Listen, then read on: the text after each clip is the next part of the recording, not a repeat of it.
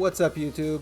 Welcome to a very special, but not special, episode of Snap Krackle Pod. This is episode 10. We have nothing special planned, but I do want to just let you know, if you put the milk in before the cereal, you're messing up. That's an insane way to eat cereal. Cereal first, then milk. Thank you, Trevor. I thought for sure you'd be a contrarian. I'm Ryan Wood alongside Trevor. How you doing today? I'm doing great, man. It is late. We are recording later than usual, so I'm a little bit tired, but we're going to get through this, and we're going to be energetic, and it's going to be a good time. Episode 10. Yeah, episode 10. What else could we be other than energetic? 100 years. 100 episodes. Rick and Morty. Nice. Yeah, I got the reference. Anyway, it's a Marvel Snap podcast. So, Trevor, what's popping for you this week in Snap? What have you been doing in Snap? What have I been doing in Snap? I've actually been playing with some new decks. Yeah, I know. I've been rocking the same exact Toxic Surfer, Silver Surfer deck, whatever you want to call it, for like a month now. And it's been overplayed, overdone. It's old news. We're on to new and better things, like more Toxicity, which I'm sure we'll get into a little bit later in this podcast. But yeah, I've been rocking two new decks. The other one, it's just more in an experimental phase.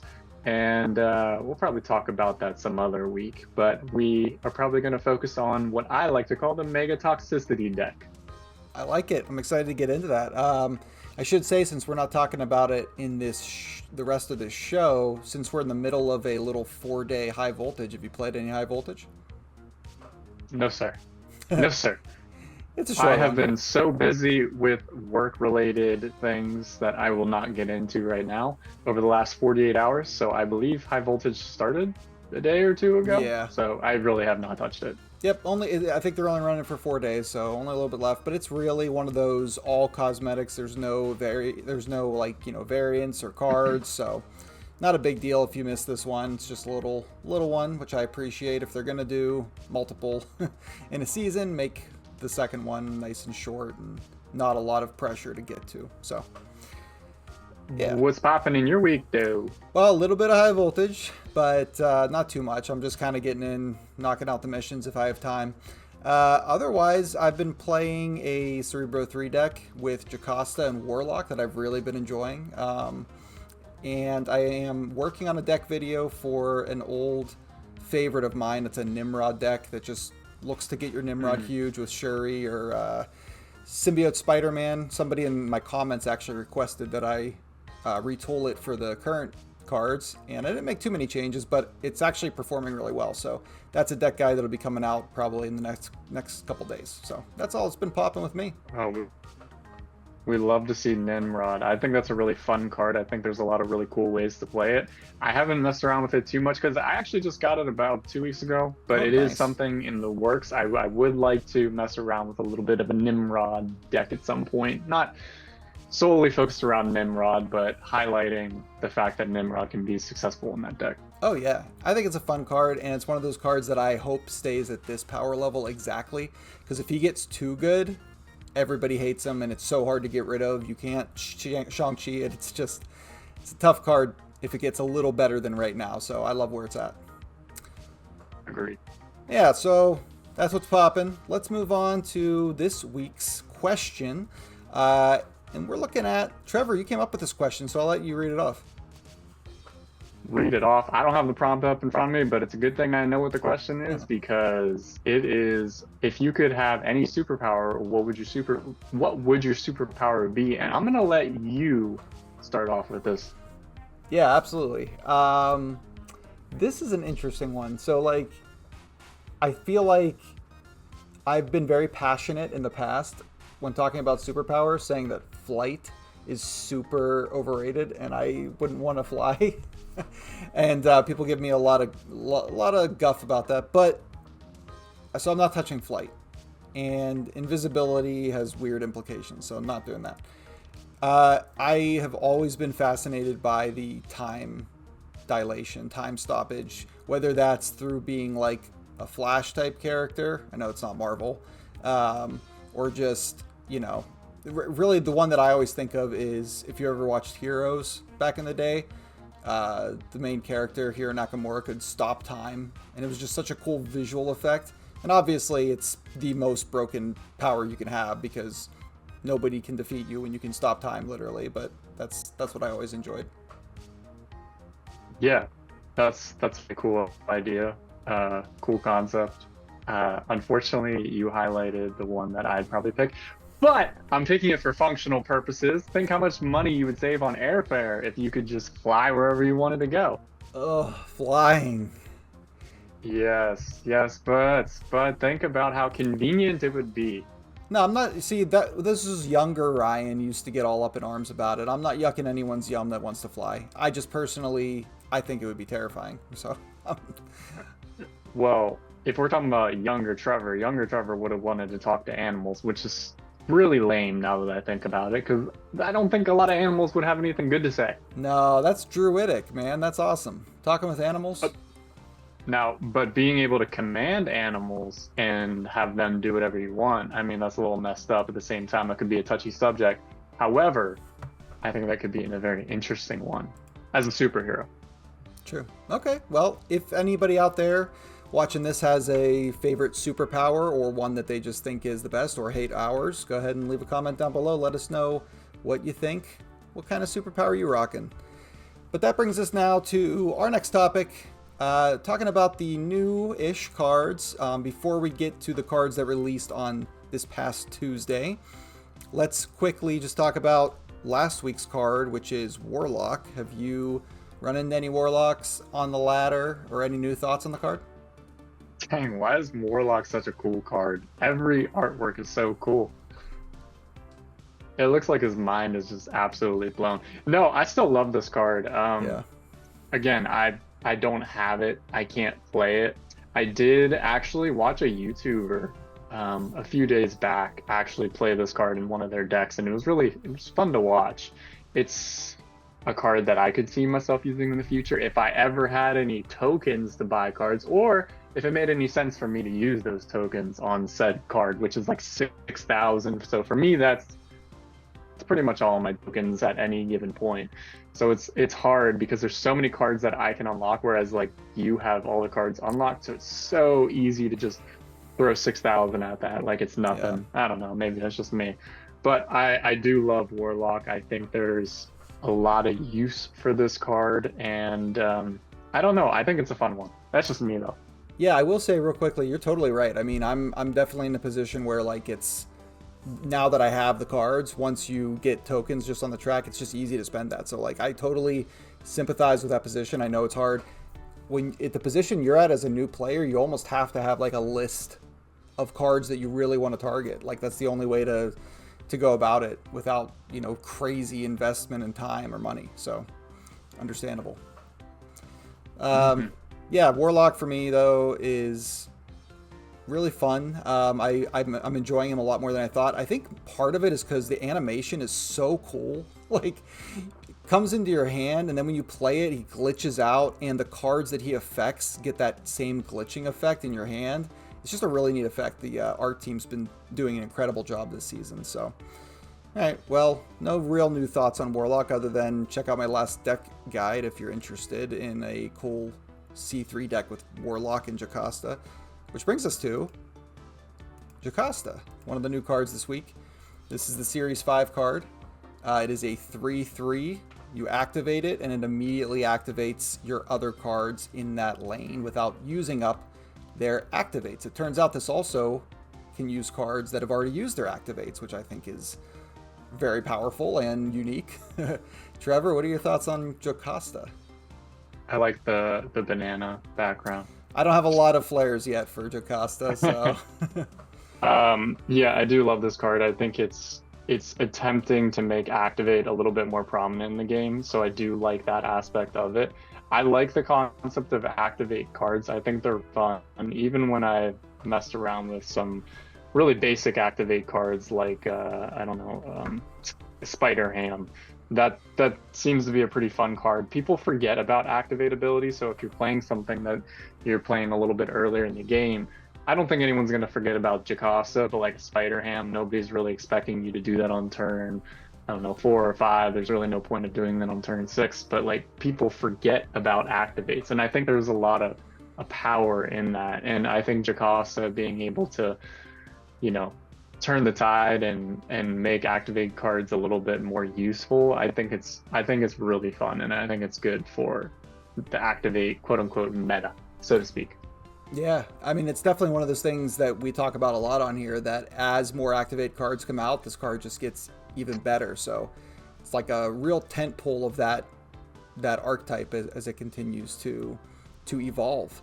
I think that there is obviously, I'm playing a fun deck with this, but there are some very, I don't want to say toxic because that's a different thing, but there's some decks out there that use Jocasta and like the whole end of turn, Invisible Woman and Prodigy and all that, and it can get kind of out of control. But I don't know. I think that stuff will die down. I think this card will land in a good place. But that's Jocasta. I just deleted the card. Okay.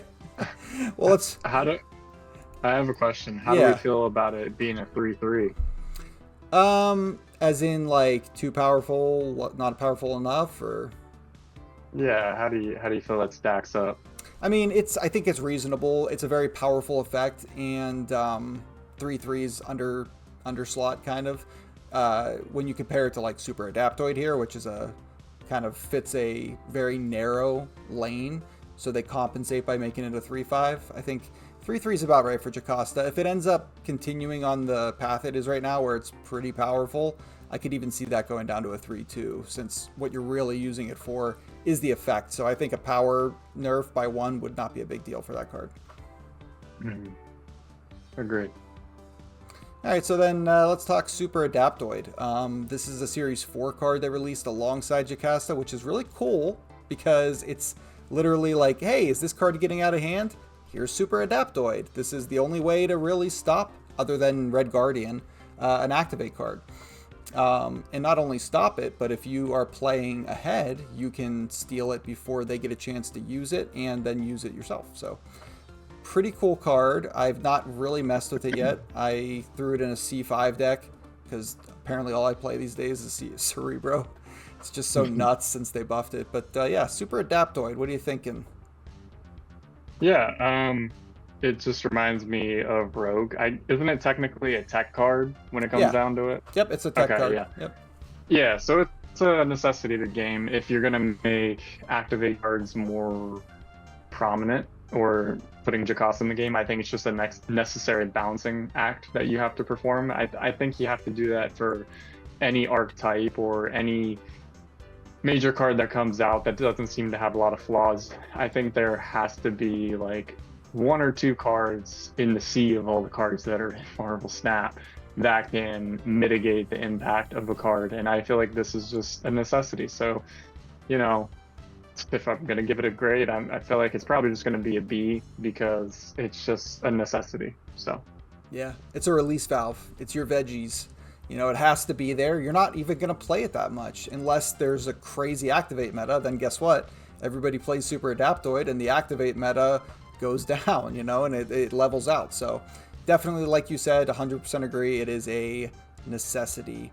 But that being said, the fact that it's an on reveal can really turn the tide in some games. I've played like 2 games with him in C5 and immediately stole like a bullseye from somebody, and that totally ruined their end game. I mean, that discard deck really can't win without bullseye. So, yeah. That's Super Adaptoid. And that's our look at just these, not only a couple cards to talk about this week, which next week will be very interesting because we're going to get into the whole zombie season that's coming out. I don't know if you've seen anything about that, but some fun stuff. I saw you talk about the zombie season. I have no preview on it, but I like zombies, so should be good. Oh, there's a couple cards you in particular will be super excited about. I guarantee it. Let's just say there's a Deadpool type of card. It's good. Zombie Cosmo, maybe? No, Headpool, actually. Oh, I like that. Yeah, you will enjoy it. All right. Well, let's move on to our next topic then. We're going to talk real quickly about, I'm not going to spend a ton of time on this, but let's go over, since we talked a lot about the tech OTA apocalypse that happened last week, actually 2 weeks ago. Let's talk about what they did to revert some of those tech cards back to normal. They basically put everything back as was, except Shang-Chi kept the new ability where it only affects one 10 plus power card, and they just brought his power back to 4-3, or bumped it to 4-3. Killmonger went back to normal. Shadow King went back to normal. Alioth, Red Guardian, Cosmo, all that. The only other one that stayed the same, we'll get to, is Enchantress. But real quick, you look a little shocked about the Shang-Chi change, or lack of change. Did you not hear about this? No, I did not. Whenever the OTA changes come up, I usually skip through them. I'm not gonna lie. Hey, I don't get like. it. I just want to get in and play my game. Usually, I'm playing a game or two in the morning, so I'm trying to rush to like get those in while I'm trying to get ready for work.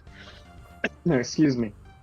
But Shang-Chi, even if it is still just eliminating one card, it's still a very powerful card. You can still mess with your opponent, so I can't be too mad at it. But oh my gosh, being able to destroy more than one card was just such an advantage. Oh, yeah. But I don't think there were a ton of situations where it would come up where you would destroy 2 or 3 cards, but the fact that you could was just very fun. Yeah, totally. I mean, it was a huge blowout whenever it did happen. It's interesting. I think that the data that they collected during those 2 weeks must have showed them that the card was still powerful enough and played enough that they could ride with us a bit longer. So I'm cool with that as long as it's still doing its job, because I think if they just deleted this card completely, it would be a wild world out there in Marvel Snap. But yeah, all the other cards, not much to talk about. They brought them back to normal. So let's go to the part 2 of the OTA, where there are a lot of cards on here. We're not going to spend time on each of them, but I'll just real quickly say what they did. They brought Colleen Wing down by just 1 power. Nothing crazy there. They said it was overperforming in discard. Agatha got a nerf down 2 power. Again, not much going on there. Card was overperforming for what's supposed to be kind of just a fun card. Stardust lost the power down to 4-6. Vision got buffed up by a power to 3-3. Dormammu up 2 power to 7-12. Destroyer went up 2 power, which is another reason that I wanted to try this Nimrod deck, because he's even better in there now. Awesome Andy got a little buff. I know you love Awesome Andy's art. This face. So he's a 2-2 now. Still not very good. Lockjaw went up to 2-3, and Mystique to a 3-1. Before I talk about Mystique, because I think that's an interesting one, do you have any thoughts on just all those other random ones? Anything stick out to you?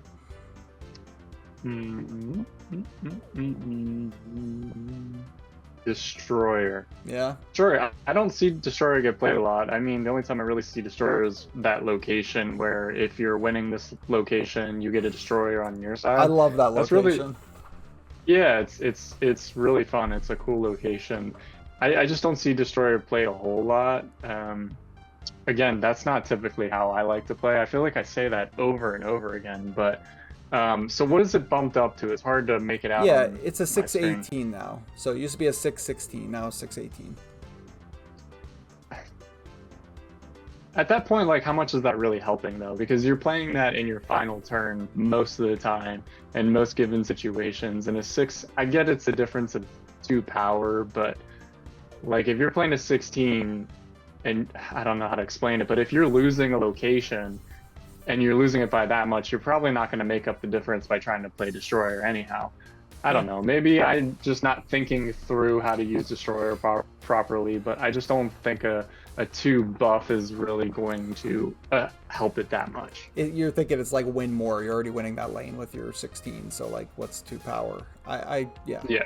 I get that. I think that sometimes they do buffs like this on underperforming cards, which Destroyer's not seeing really any play, just to get people to be like, oh, Destroyer's a card. Maybe I should try out a deck. And then that helps improve the play rate. So I think that's probably the thinking with a change like that, especially on a card like Destroyer. Like you said, it's already putting so much power in that lane. But just think about how many games you've lost by like 1 power in a lane. Like 2 powers, it's not insignificant.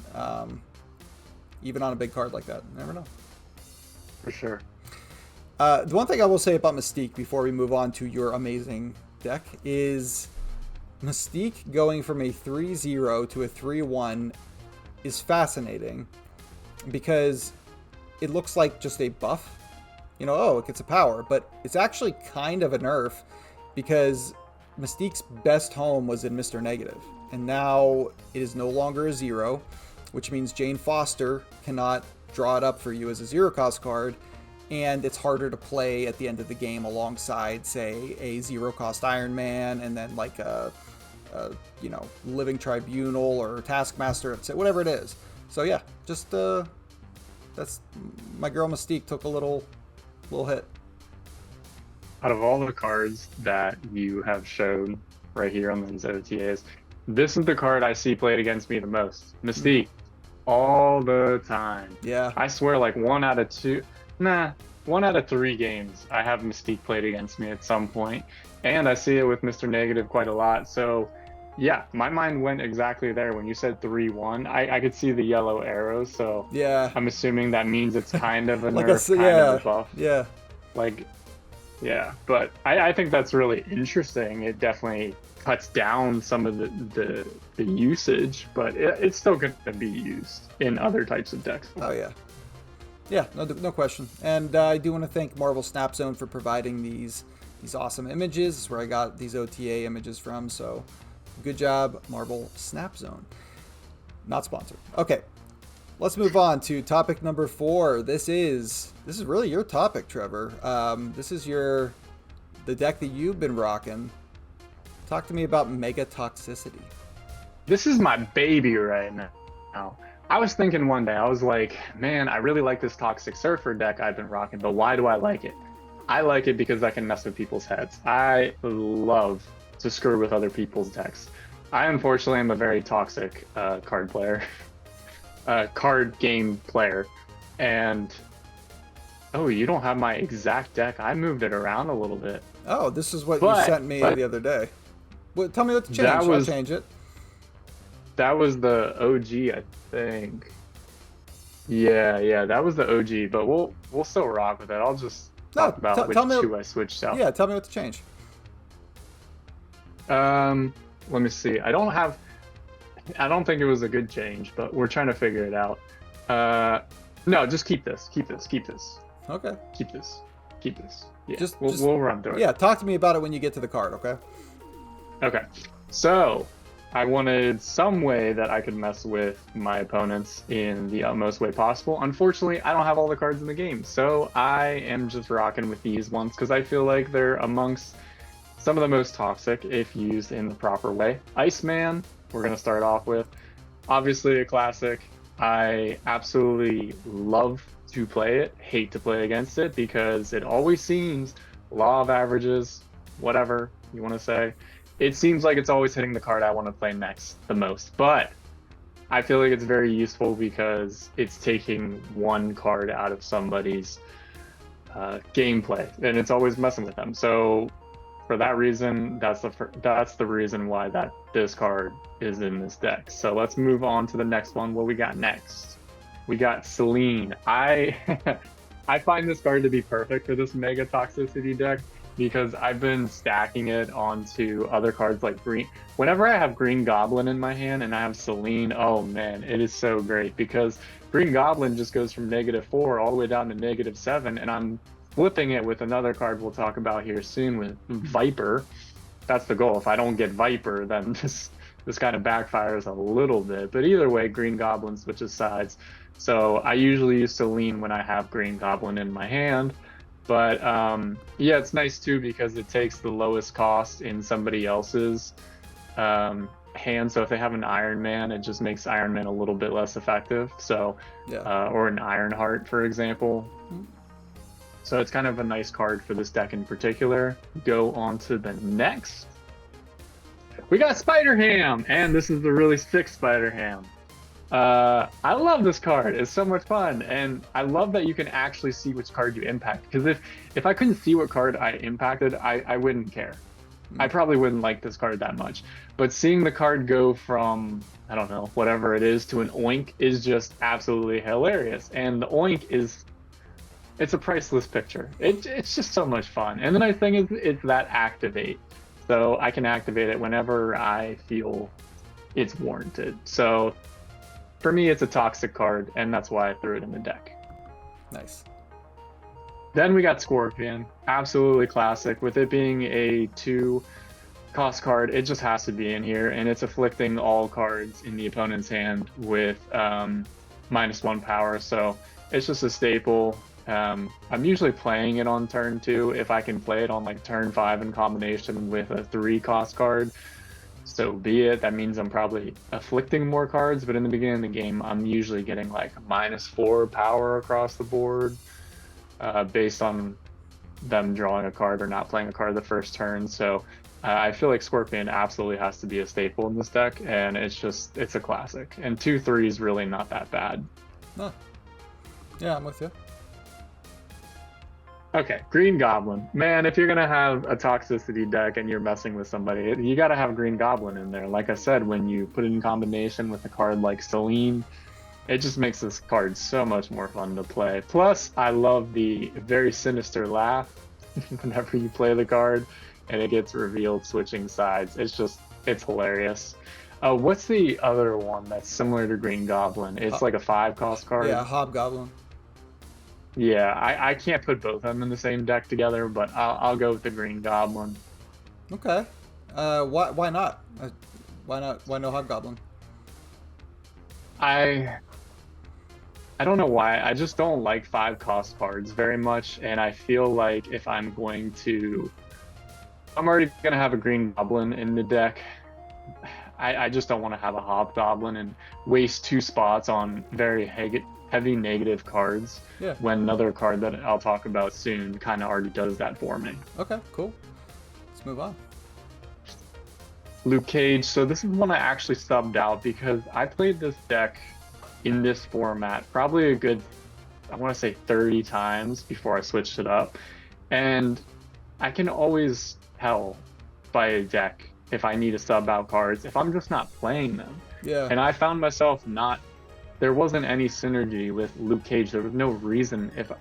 The only time was when I was playing Hazmat, but the thing is, I wasn't playing Hazmat in this deck either, which we'll talk about as well. And Hazmat's one of my favorite cards, but you gotta have Luke Cage because it's gonna impact a lot of your cards. Now, thankfully with this deck, you're really not having a lot of cards in play, so if you're gonna have Hazmat, it does make it a little bit more warranted, but for some reason it just wasn't fitting into my play, and so I took Luke Cage out and Hazmat. So I think if you go into the next one, it's probably Hazmat or maybe Viper. Got Gambit first.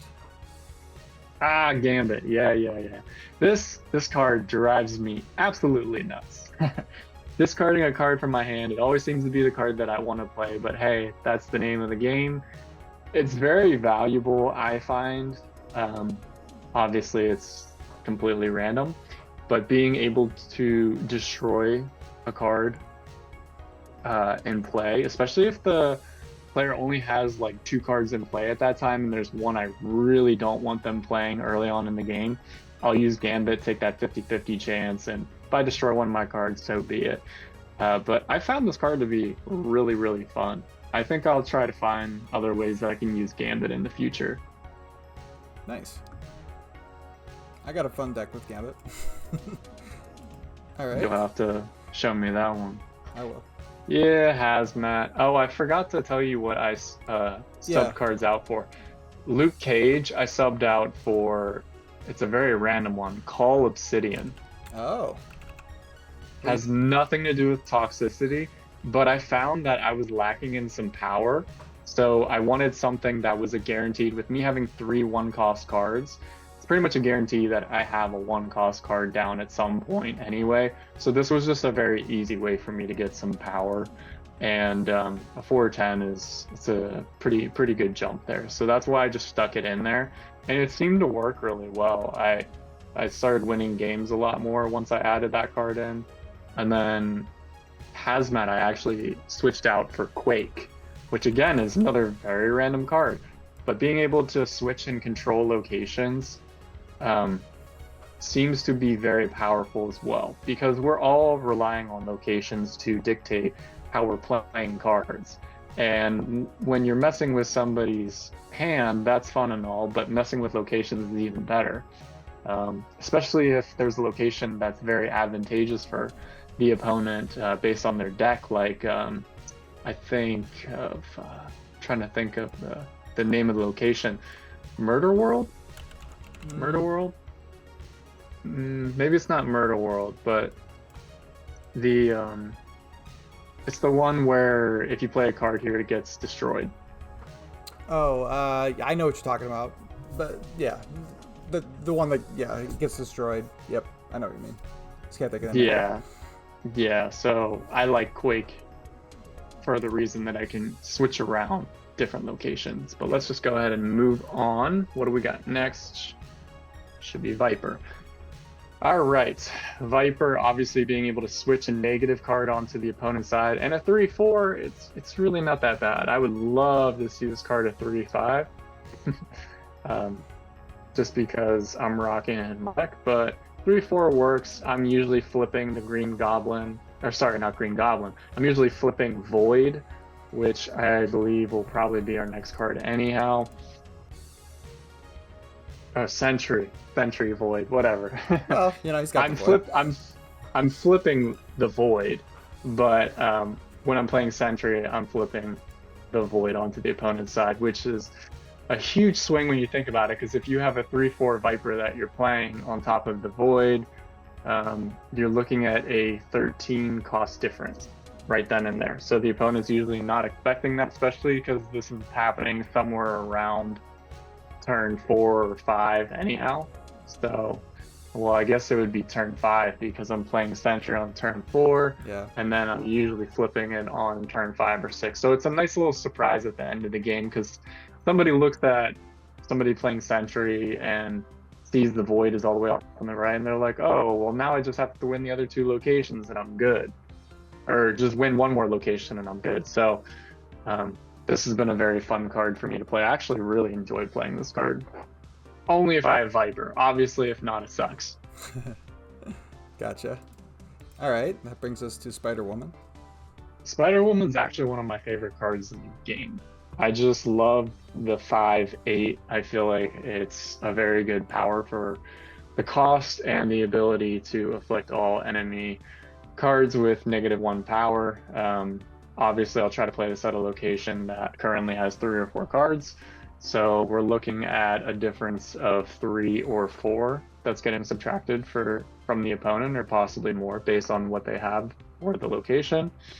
And you can pretty much just stack that up on Spider-Woman. So it's really like a 5/11, 5/12 in a lot of situations. And I find that to be very powerful, and it's toxic. So put it in.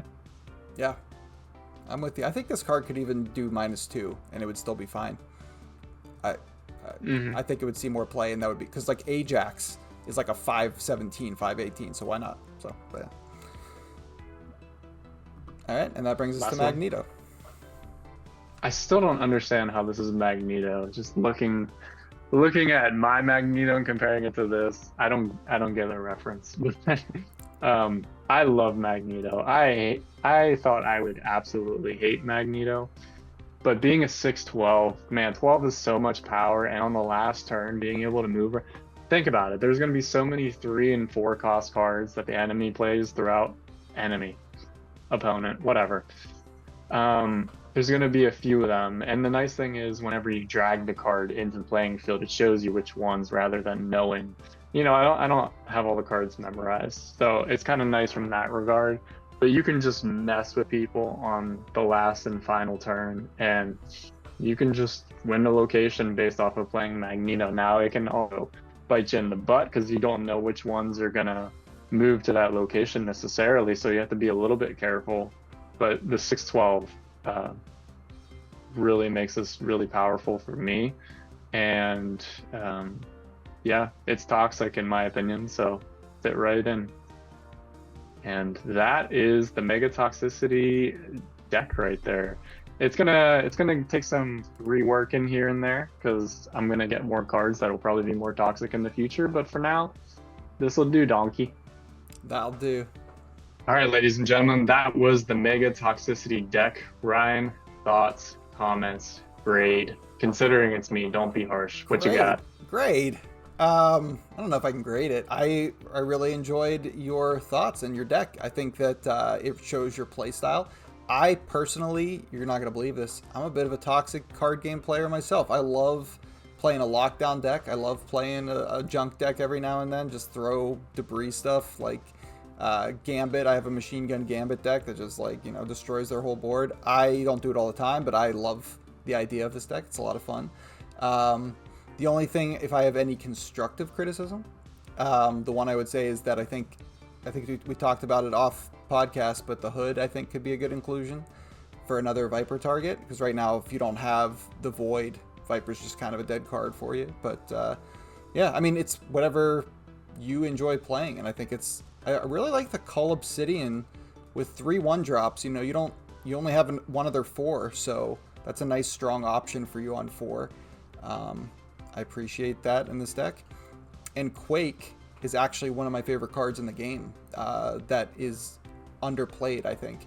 There are some locations, like you said, that you just win the game. In fact, if you ever are playing this deck and you have Quake and you see a bar with no name, just forget everything else you were doing.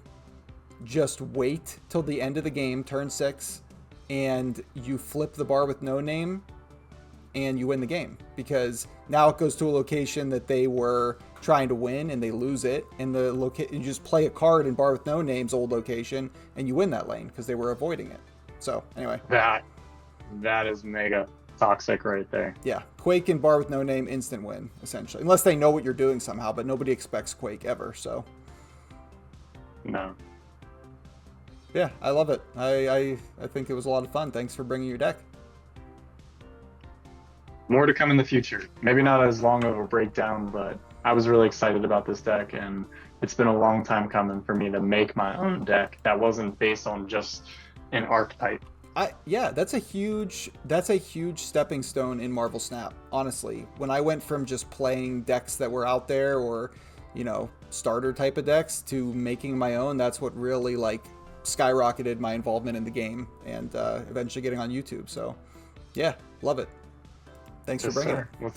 What's next? Next, we're going to do some blind rankings. Now, one of our favorite little segments. Do you remember who went first last time in ranking their cards up? Getting ready. Sorry, I had to put the glasses on. Because blind. I get it. Yeah.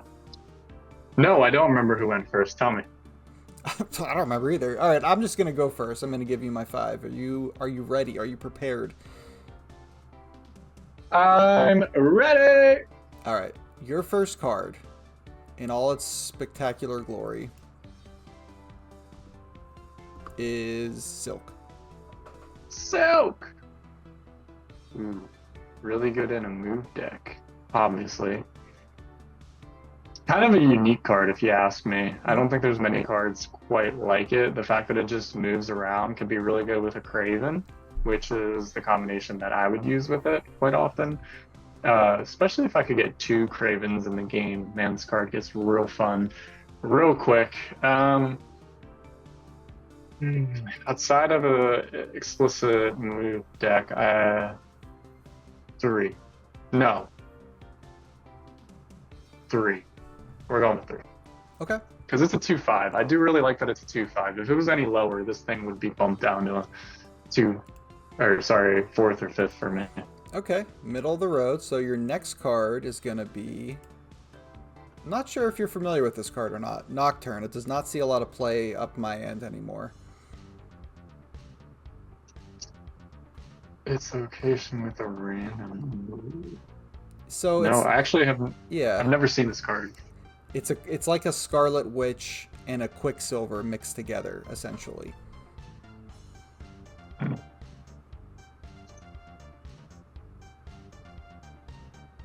Do I put it above Silk or do I put it below Silk? That's what I'm thinking right now. 3, 4. You can move this once. When this moves, replace its location with a random move.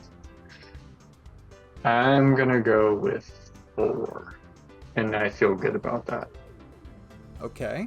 Fun fact about Nocturne. I believe... Well, if you take Quicksilver and Scarlet Witch's stats and add them together, you get Nocturne, which is fun because that's a mix of the two cards. Anyway, okay. Next card. Let's go with Hawkeye. Hawkeye number 2. I don't have to think about it too much. I do like Hawkeye. I think it's a cool card. 1/1.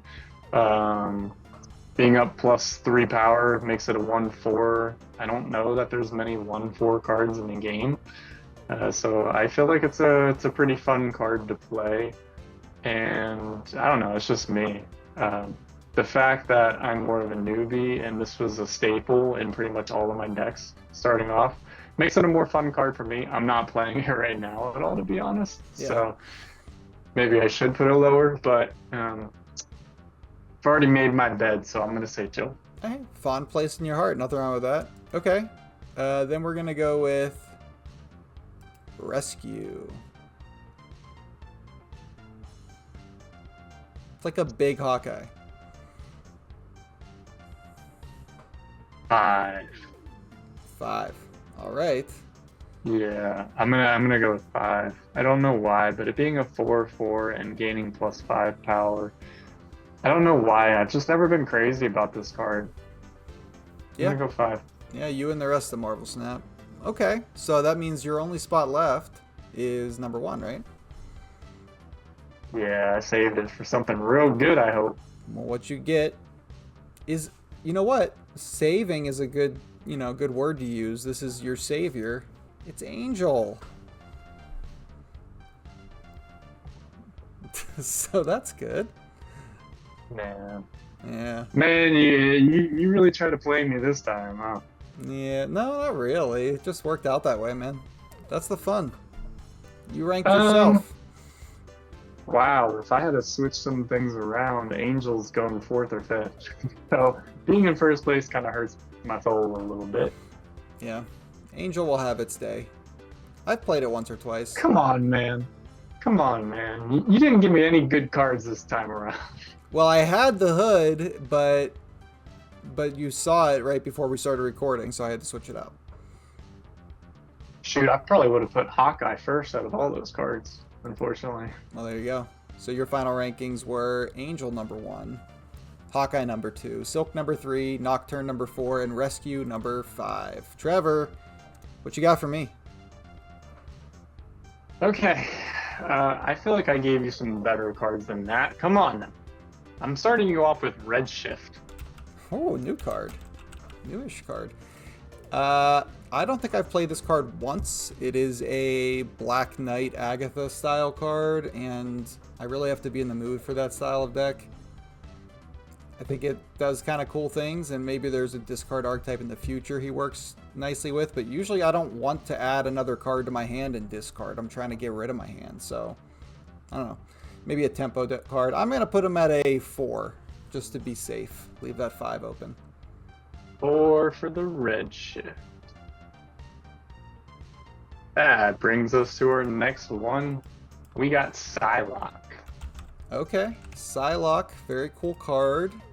I like ramping. I enjoy going from, turn 3 energy to 4 to 5. Like,